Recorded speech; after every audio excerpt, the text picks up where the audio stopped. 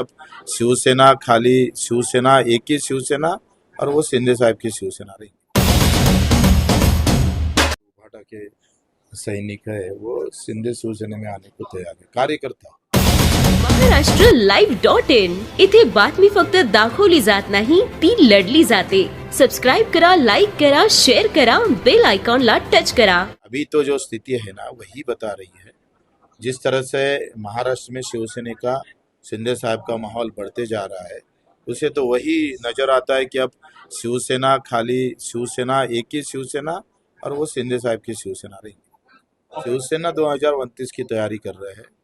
जो चित्र रहेगा अभी 29 में 2029 के बाद महाराष्ट्र में, मुझे लगता है उस शिवसेना का पर्व रहेगा। उद्धव ठाकरे ने उन आरोपों को सरासर गलत बताया है कि जिनमें कहा गया है कि शिवसेना कांग्रेस में विलय होने वाली है, जबकि उन्होंने कहा है कि वो वक्त दूर नहीं कि जब बीजेपी शिंदे गुट में विलय हो जाएगी। नहीं नहीं, मैं ये दोनों भी बातें बरोबर नहीं है। उद्धव साहब कांग्रेस में विलीन नहीं हो, कोई भी हालत में विलीन नहीं करेंगे शिवसेना, और शिंदे साहब को तो सवाल ही नहीं है। मैं दोनों भी आरोप, इसमें कोई तथ्य नहीं है। उन्होंने साथ में यह भी कहा है कि उन पर और आदित्य ठाकरे पर जो आरोप लगाए गए हैं कि वो किसी से नहीं मिलते, अगर वो नहीं मिलते तो ये जो 6 बागी सांसद चुन के आए हैं वो कहाँ से आते हैं?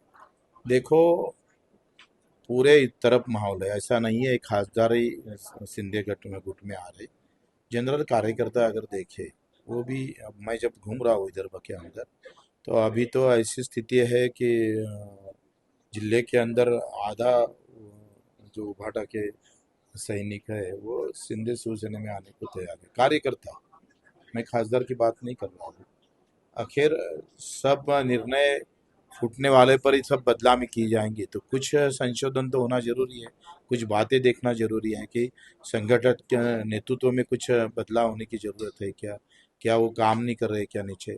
ऐसा जो फूटा उसको बदलाव करते हो तो फूटा क्यों? देखो, अगर कोई घर फूटता है टूटता है तो उसमें एक की जवाबदारी होती है, जिम्मेदारी होती है, सबको लेना पड़ेगा ना जिम्मेदारी।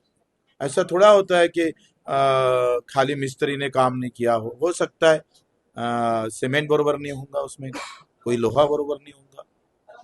तुम उद्धव साहब की शिवसेना फूट रही है, इसमें खाली फूटने वालों को क्यों बदनाम करते हो?